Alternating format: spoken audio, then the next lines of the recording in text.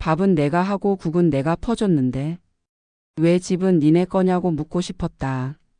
그 말을 목구멍까지 삼켰던 날 식탁에 놓인 국그릇을 보며 속이 다 뒤집혔다. 이제는 대놓고 물었다. 그 집 누구 줄 거냐고. 안녕하세요. 저는 이른한 해를 살아온 사람입니다. 경기도 평촌에서 혼자 지낸 지는 벌써 12년이 넘었어요. 남편 떠난 뒤 두 아들과 딸 하나 키워냈고요. 이 집은 그 사람과 죽기 살기로 벌어서 산 내 인생 전부가 담긴 곳입니다. 설거지를 마치고 방으로 돌아오는데 문득 어젯밤 막내한테서 받은 전화가 떠올랐습니다. 일단 급하게 50만 원만 보내달라고 지금 안 되면 친구 체면이 다 깎인다고 했죠. 아무 말 없이 송금했지만 그 전화 3번째였습니다. 며칠 지나니 둘째가 찾아왔습니다. 카페에서 마주 앉자마자 말하더군요. 임대차 계약이 끝났는데 전세금이 모자란다. 애 학교 근처로 옮기고 싶은데 마땅한 방법이 없다. 그래서 엄마 집을 담보로 대출을 조금 받으면 어떻겠냐는 말이었습니다. 그날 저녁 식탁에 국그릇이 3개 놓였습니다. 하나는 제 것, 하나는 둘째 것, 그리고 남은 하나는 죽은 남편 자리를 위한 그릇이었습니다. 남편이 떠난 날 이후 그 자리는 단 하루도 비워둔 적이 없습니다. 국을 뜨고 있으려니 손이 떨렸습니다. 아이들을 위해 가족을 위해 산 세월이 한순간 값으로 매겨지는 기분이었습니다. 내가 여태 이들을 뭘로 키웠나. 그게 이 집 한 채 값밖에 안 되는 모양이더군요. 밤늦게 불 꺼진 거실에 혼자 앉았습니다. 조용한 집안의 냉장고 돌아가는 소리만 들렸고 한쪽 서랍에서 오래된 공책을 꺼냈습니다. 표지에 연필로 적은 글씨. 내 기억이 틀리지 않게. 거기엔 이런 문장이 적혀 있었죠. 2021년 3월 18일 막내에게 100만 원 송금.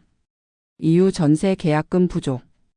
2022년 6월 7일 큰아들 자동차 할부금 대신 입금. 금액 150만 원. 2023년 9월 2일 둘째 어린이집 운영자금 200만 원 지급. 세부 내역 옆엔 작은 별표가 있었고 그 별 옆엔 이렇게 쓰여 있었어요. 감사 인사 없음. 이 집에 피 한 방울 묻히지 않은 사람들이 자신의 권리처럼 내어달라며 손을 내밀 때마다 나는 입술을 깨물며 공책을 펼쳤습니다. 가족이라 믿었고 그래서 더 참고 견뎠는데 이제는 아니었습니다. 누가 집을 노리는지 누가 가족을 연기하는지 하나하나 기록하고 정리해 두었습니다. 이 집은 내 마지막 이름표였습니다. 그걸 빼앗겠다는 이들에게 이제는 내 방식대로 알려줄 차례입니다. 엄마, 나 없으면 이 집도 못 지킬 거잖아. 그 말을 들은 순간 입안에 있던 밥이 돌처럼 굳었다. 어쩌다 자식이 이런 말을 거리낌 없이 뱉게 됐을까? 내가 뭘 얼마나 잘못했길래 이제는 집주인 자리를 위협받는 처지가 된 걸까? 설거지를 하고 있는데 둘째가 다시 찾아왔다. 이번엔 손에 도면 한 장을 들고 있었다. 엄마 집을 리모델링하면 집값이 올라간다는 말로 시작하더니 자신이 직접 시공사를 알아봤다며 비용은 담보대출로 해결하면 된다고 했다. 대꾸하지 않았다. 냉장고에서 묵은 김치 하나 꺼내 밥상에 올렸고 전날 남은 생선구이를 데워 상을 차렸다. 나는 늘 그렇듯 식탁에 그릇을 셋 놓았다. 내 자리, 둘째 자리, 그리고 늘 비워둔 그 자리에 국을 따랐다. 밥이 식어갔다. 딸의 말은 점점 노골적으로 바뀌었다. 엄마, 나중에 병원비라도 생기면 그때도 우리가 다 알아서 해야 하는 거 아니냐고 말했다. 그러니 지금 미리 정리해 두자는 얘기였다. 거기까진 좋았다. 하지만 그녀는 곧장 물었다. 혹시 유서 써둔 거 있냐고. 아무렇지 않게 툭 던진 그 질문에 젓가락을 내려놓고 나는 조용히 그녀를 바라봤다. 그러고 보니 어느 날부터인가 애들이 눈치를 보기 시작했다. 병원 다니는 기록, 복지센터 상담 기록, 심지어 내가 밥을 몇 시에 먹는지까지 물어보지 않아도 알고 있었다. 그 관심이 어머니로서의 내 삶이 아니라 내가 남길 무언가를 향한 것이라면 그건 사랑이 아니라 감시였다. 밤이 되면 불 꺼진 거실에 앉아. 나는 내 안에 생긴 틈을 바라봤다. 아무도 없는 집에서 벽지를 쳐다보며 내가 쌓아온 이 공간이 이렇게도 가볍게 취급당하는 현실을 받아들였다. 이 집 처음부터 화려하지 않았다. 남편이 쓰러졌던 해에 퇴직금이 들어오자마자 융자를 얹어 겨우 장만했다. 싱크대는 오래돼 물이 새고 화장실 문은 삐걱거리며 닫혔다. 그래도 여기가 좋았다. 사계절 볕이 잘 들고 무릎 아플 땐 마루에 엎드려 햇볕에 몸을 지지면 그래도 살겠다 싶었다. 하지만 아이들 눈엔 여기가 금고처럼 보였나 보다. 문만 열면 돈이 나오는 그런 상자처럼 사람 하나 담겨 있는 집이 아니라 재산 하나 들은 물건처럼. 다음 날 큰아들이 전화를 걸어왔다. 뜬금없이 건강은 어떤지, 혹시 쓰러진 적은 없는지 묻더니 보험이 어떻게 돼 있는지도 알아봤다고 했다. 처음이었다. 그 아이가 먼저 나에게 건강을 물어본 건. 하지만 이상하게 그 질문에서 따뜻함은 느껴지지 않았다. 나는 그날 저녁 식탁에 혼자 앉아 식은 밥을 몇 숟갈 삼킨 후 공책을 꺼내어 날짜를 적었다. 2025년 3월 9일. 큰아들 건강 상태 질문. 옆에 조용히 별 하나를 그렸다. 의도 불분명. 감정 없음. 침묵 요망. 노트 옆에는 이런 문장도 덧붙였다. 나를 사랑하지 않는 자들에겐 내가 가진 것을 주지 않겠다.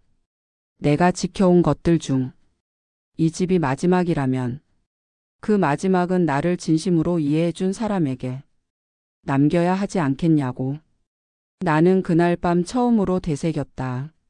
엄마가 치매 오면 어쩌지 그 말에 심장이 찢어졌다. 병이 아니라 재산 관리가 걱정인 얼굴이었다. 나는 그날부터 모든 걸 녹음하기 시작했다. 내가 아플까봐가 아니라 내가 가진 걸 놓칠까봐 걱정하는 사람들을 향해서. 그 말은 둘째 입에서 나왔다. 전날 저녁 된장찌개 끓이며 물을 데우고 있었는데 문득 뒤에서 들려온 그 말에 솥뚜껑을 덮지도 못하고 주저앉았다. 이젠 직접 말하지 않아도 알 수 있었다. 말끝을 흐리는 방식, 서로 눈빛으로 던지는 신호, 무언가 결정된 듯한 공기. 자식들 사이에서 엄마 문제가 언제부터인지 가족 회의의 안건이 되어 있었다. 나는 그때부터 준비했다. 그날 밤 서랍 깊숙한 곳에서 소형 녹음기를 꺼내 건전지를 갈았다. 누군가 내게서 무언가를 가져가려 한다면 그 증거는 나 스스로 모아야 한다고 생각했다. 며칠 뒤 막내가 다녀갔다. 이상하리만치 상냥했다. 피자와 치킨을 사오고 거실을 정리하고 이불까지 개켜두며 한참을 머물다간 그 아이의 말투 속엔 익숙한 계산이 묻어 있었다. 엄마는 그냥 편하게 살면 돼. 나랑 같이 살면 되잖아. 그리고 집은 뭐 우리가 알아서 잘 관리하지. 나는 고개를 끄덕이며 방 안에서 테이블 아래에 숨겨둔 녹음기 작동 버튼을 눌렀다. 모든 말이 소리로 기록되기 시작했다. 그날 밤 공책을 폈다. 2025년 3월 21일. 막내 방문. 이상한 친절함. 음성 기록 완료. 페이지 왼쪽에 동그라미를 그렸다. 의심 수준 중간. 감정무. 그날 이후로 자식들의 방문이 잦아졌다. 둘째는 복지센터 안내 책자를 가져왔고 큰아들은 요양시설 브로셔를 프린트해왔다. 그들이 돌려 말하던 건 하나였다. 이 집 내가 오래 살 곳은 아니지 않냐는 뜻이었다. 하루는 큰아들이 이렇게 말했다. 엄마 아프면 우리도 힘들다. 혼자 있는 거 이젠 불안하지 않냐. 그러니 함께 결정하자는 말투였지만 그 말이 닿은 지점은 결국 재산이었다. 나는 차분하게 대답하며 속으로 다짐했다. 그래, 끝까지 들어보자. 이 사람들이 얼마나 더 할 수 있는지를. 그날 저녁 마침내 녹음기를 컴퓨터에 연결해 모든 파일을 날짜별로 저장했다. 폴더 이름은 단순했다. 가족 대화 기록. 거짓 없이 꾸밈 없이. 그들이 내 앞에서 무심히 꺼낸 말들은 시간순으로 정리돼 있었다. 가장 먼저 저장된 파일 제목은 3월 9일 건강질 문의도 불분명. 나는 공책과 노트북 사이를 오가며 하나하나 날짜를 맞춰 정리했다. 대화 중 반복되는 단어, 익숙한 어조, 말 끝에 숨겨진 뉘앙스를 천천히 정확히 적었다. 나를 걱정한다고 말하면서 한 번도 내 감정을 물은 적 없는 사람들. 그들은 공통된 방식으로 엄마를 관리 대상으로 보고 있었다. 그것도 하나의 배신이었다. 큰 소리 내지 않았고 폭언도 없었지만 그 말들은 내 몸을 자르지 않고 조용히 가슴속을 후벼 팠다. 기록은 거짓을 기억보다 오래 잡아두는 법이다. 나는 그 기록들을 내 마지막 무기로 쓸 준비를 하고 있었다. 니네가 그렇게 탐내던 이 집 이미 내 거 아니다. 그 말을 던질 날만 기다리고 있었다. 숨죽여 살았던 지난 시간 그 끝에 이 한마디가 있었다. 법무사 사무실은 의외로 조용하고 깨끗했다. 의자에 앉자마자 직원이 따뜻한 물을 건넸고 서류를 넘기는 소리만 방 안에 또렷하게 울렸다. 이 집 제 명의로 된 지 23년이 지났고 그 안에 쌓인 기억은 설명이 길 필요 없었다. 내 앞에 앉은 변호사가 서류를 하나씩 짚었다. 이건 소유권 이전 등기 서류, 이건 공증 서류, 그리고 이건 증여 계약서였다. 내가 결정한 상대의 이름이 인쇄돼 있었다. 그 사람은 내 친척도 친구도 아니었다. 그저 내가 가사 도우미로 일할 때 항상 웃으며 문을 열어주던 아이, 그 집의 작은 딸이었다. 이름조차 어릴 적 그 집에서 불리던 별명으로만 기억했지만 그 아이는 내가 힘들 때 조용히 떡국 한 그릇을 식지 않게 지켜주던 아이였다. 나는 그 아이를 찾아갔다. 몇 년 만에 연락에 놀란 눈치였지만 조심스레 말을 건넸다. 혹시 집을 함께 지켜줄 수 있겠느냐고. 내가 병들거나 쓰러져도 이 공간을 함부로 팔거나 누군가 명의를 흔드는 일이 없도록. 그 아이는 잠시 말이 없더니 고개를 끄덕였다. 마치 오래전 약속이 있었다는 듯 그렇게 덤덤하게 웃었다. 그날로 모든 절차가 시작됐다. 나는 서명했고 도장은 또렷하게 찍혔다. 이 집은 더 이상 내 이름으로 돼 있지 않다.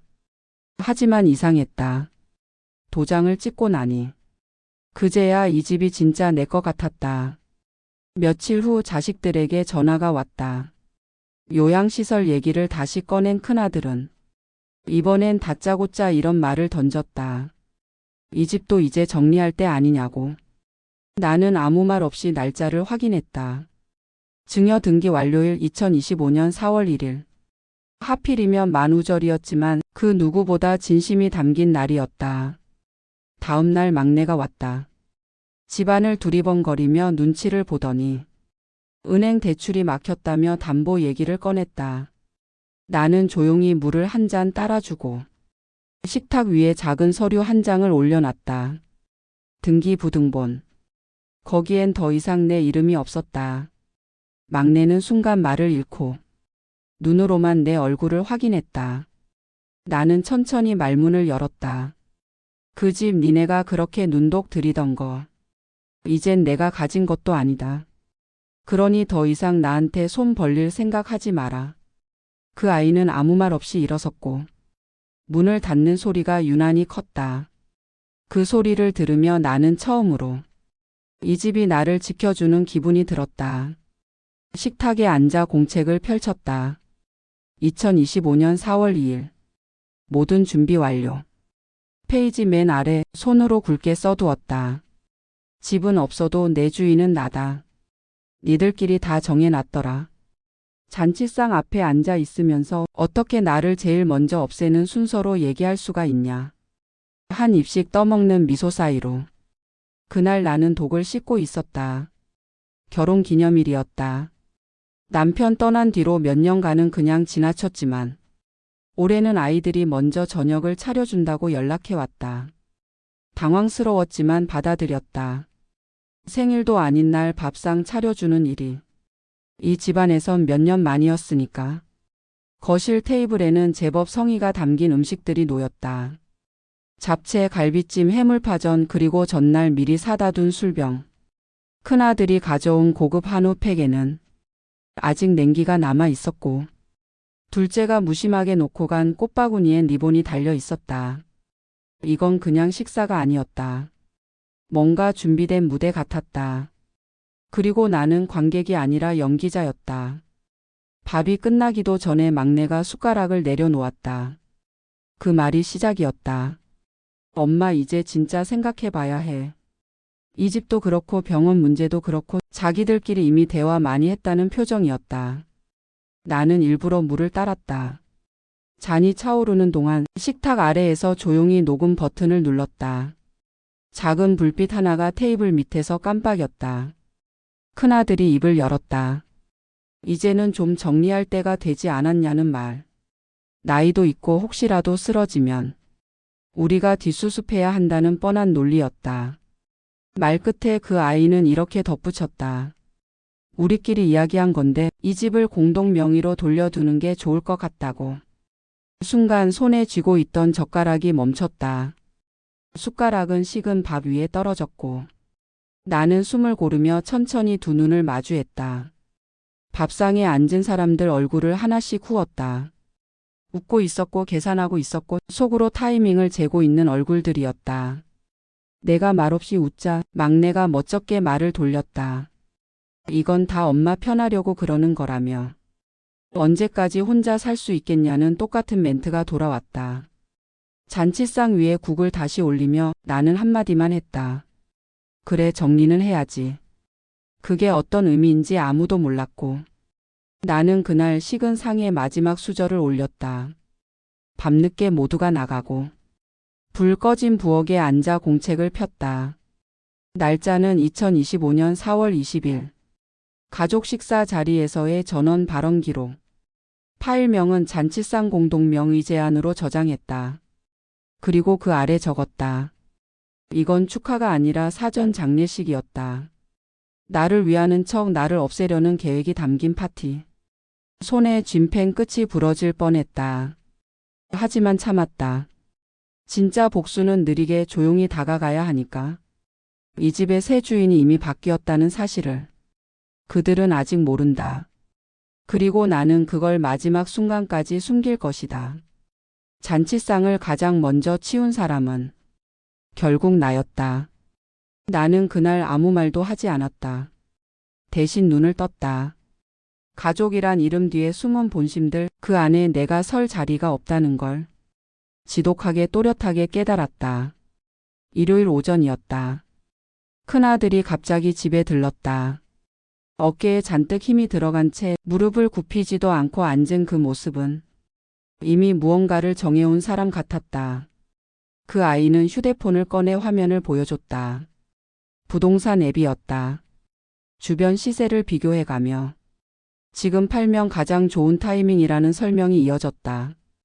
눈치를 보며 꺼낸 말은 이제는 내가 혼자 감당하기 어려운 시점이니까 미리 정리해 두자는 것이었다. 나는 고개를 끄덕였다. 그 말에 동의해서가 아니라 더는 입을 열고 싶지 않아서였다. 입을 닫으면 상대는 불안해진다. 그 조용한 두려움 속에서 진짜 얼굴이 드러나기 마련이다. 점심쯤엔 둘째가 왔다. 예고 없이 들어선 그녀는 화장기 없는 얼굴로 커피를 타며 말했다. 형이랑 얘기했는데 엄마는 뭘 그렇게 혼자 끌어안고 있느냐고. 믿고 맡기면 된다고. 잠시 후 막내까지 왔다. 마치 약속한 듯 세 명이 한자리에 모였다. 나는 그제야 식탁에 앉았다. 국도 없고 밥도 없고 말도 없이 마주 앉은 식탁이었다. 큰아들이 가장 먼저 입을 열었다. 이 집을 3명 이름으로 나눠두면 나중에 문제가 없을 거라고. 막내는 고개를 끄덕이며 맞장구를 쳤고, 둘째는 조심스럽게 종이 한 장을 꺼냈다. 비상시 자산관리 동의서. 나는 그 종이를 받아 한참을 들여다봤다. 사일라는 3개, 마지막 줄엔 위임자 어머니 성함. 그 아래는 비워져 있었다. 거기까지였다. 나는 펜을 들지도 않았고 종이를 돌려주지도 않았다. 그저 말없이 그 종이를 가스레인지 위에 올려두고 불을 켰다. 처음에 아이들은 당황했지만 나는 말하지 않았다. 오랫동안 불이 붙은 걸 지켜봤고 마침내 종이가 재로 변할 때까지 기다렸다. 그 순간 세 사람의 얼굴에서 처음으로 두려움이라는 감정이 지나갔다. 내가 더 이상 아무 말도 하지 않으리라는 것을, 말없이 모든 걸 지켜보고 있다는 걸 그들은 처음으로 느꼈을 것이다. 그날 밤 공책에 이렇게 적었다. 2025년 4월 28일. 모든 말 중단. 관찰 전환. 불태움 1회. 동요 발생. 반응 기록 예정. 그리고 그 밑에 작게 한 문장을 적어두었다. 말은 믿지 마라. 침묵이 진실을 드러낸다. 이제 내 말이 필요한 순간은 딱 한 번만 남았다. 그 말은 지금껏 녹음해둔 파일과 함께 한꺼번에 터질 것이다. 셋이 모이면 가족이 되냐? 아니다. 셋이 모여도 결국 그 안에 나 하나 안 보이면 그건 그냥 침묵을 강요하는 짐승무리일 뿐이었다. 집안의 말이 끊긴 지 2주가 흘렀다. 그 사이 전화는 6번 울렸고 문자는 9통 도착했다. 단 하나도 받지 않았다. 그들에게 설명할 의무는 없었기 때문이다. 문 앞엔 택배처럼 쌓여가던 말들이 이제는 조용히 사라졌다. 말로 시작한 싸움은 침묵으로 끝내는 게 맞다고 생각했다. 그러던 어느 날 초인종이 울렸다. 낯선 번호로 등록된 휴대전화 알림과 동시에 문 앞에 선 그 얼굴을 보게 됐다. 가사도우미 시절 함께 지냈던 그 집 딸이었다. 나는 말없이 문을 열었고 그 아이는 말없이 인사를 했다. 차를 끓이는 동안 아이는 작은 봉투 하나를 내밀었다. 안에는 손편지 한 장과 등기 이전 완료 확인서가 들어 있었다. 편지에는 이렇게 적혀 있었다. 이 집을 받았다는 사실이 무거웠지만 선생님이 저를 믿어준 만큼 저도 끝까지 책임지겠다고. 나는 조용히 웃었다. 그 웃음은 기쁨도 감격도 아니었다. 단지 3명의 자식에게선 끝내 들을 수 없었던 문장이 여기 앉은 이 낯선 이에게선 들려왔다는 것. 그날 밤 처음으로 녹음 파일을 하나하나 정리하기 시작했다. 삭제하지 않았다. 그건 내 과거의 기록이 아니라 그들의 민낯이었기 때문에. 3명의 자식. 그 안에는 가족이라는 단어가 없었다. 세금, 등기, 병원, 명의, 그들은 언제나 숫자와 제도로만 나를 불렀다. 하지만 한 사람, 그 아이는 다르게 물었다. 어디가 아프셨냐고. 밤에 잠은 잘 오시냐고. 혼자 계시는 게 괜찮으시냐고. 나는 그 순간 알게 됐다. 가족은 피로 만들어지지 않는다는 걸. 오히려 피로 엮인 사람들이 더 날카롭게 당신의 남은 삶을 찢는다는 걸. 공책 맨 마지막 장을 폈다. 2025년 5월 3일. 내용 새 거주자 방문. 대화. 정서 안정 확인. 그리고 그 아래 흔들림 없는 글씨로 써두었다. 내가 선택한 사람은 내가 겪은 시간보다 단단하다. 녹음 파일을 외장 하드에 옮겼다. 봉투에 넣어 서랍 깊숙이 밀어 넣었다. 혹시 내게 무슨 일이 생기면 그 파일이 모든 걸 대신 말해줄 것이다. 이제 나는 3명의 자식이 아니라 단 한 사람에게 내 남은 삶을 내어줄 생각이다. 그리고 그것이 가장 조용하고 정확한 복수다. 식탁에 국그릇이 3개였다. 그런데 그날은 의미가 달랐다. 처음 보는 얼굴 하나가 그 비어있던 자리에 조용히 앉았고 나는 그제야 오래 묵은 식은 밥을 따뜻하게 퍼줄 수 있었다. 창문 너머 햇살이 부엌 바닥에 내려앉았다. 쌀 씻는 소리, 전기밥솥에서 올라오는 김, 국물 끓는 냄비 속에서 나는 평생을 되돌아보았다. 처음 그 집을 마련했을 때 벽지를 붙이며 흥얼거리던 남편의 콧노래. 아기 걸음마를 따라 거실을 돌며 넘어질까 두 손 벌리던 나. 자식들 키우느라 단 한 번도 내 밥을 따뜻하게 먹어본 적 없던 수십 년. 그런데 이상하게도 이제는 밥을 짓는 이 시간이 평화로웠다. 부엌 한편엔 공책 한 권이 놓여 있었다.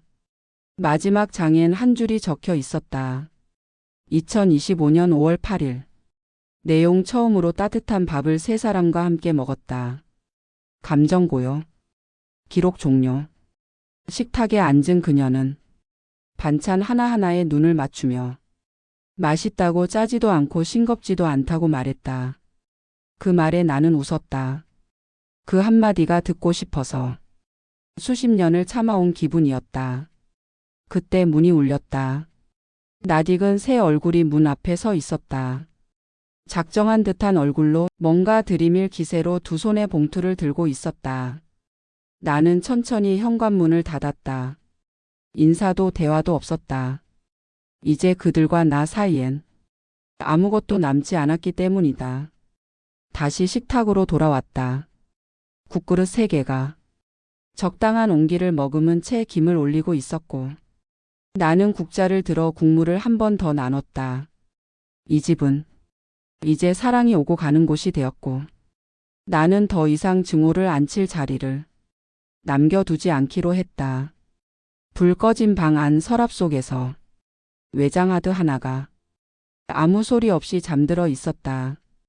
혹시라도 다시 누군가 내 집에 손을 대려 하면 그 안에 기록이 말을 시작하겠지만 그럴 일은 없을 것이다. 진짜 가족은 밥을 함께 나눌 줄 아는 사람이니까. 식탁에 국그릇이 3개였다. 그날 처음으로 그 셋 중 단 하나도 무겁지 않았다. 누가 내 밥을 퍼주던 그 시절엔 사랑도 의심도 같이 끓여냈습니다. 식탁 위 국그릇 하나에 담긴 진심처럼 당신의 기억도 누군가의 인생이었을지 모릅니다. 이런 이야기 우리 더 자주 꺼내볼까요? 구독은 그 기억을 놓지 않겠다는 약속입니다.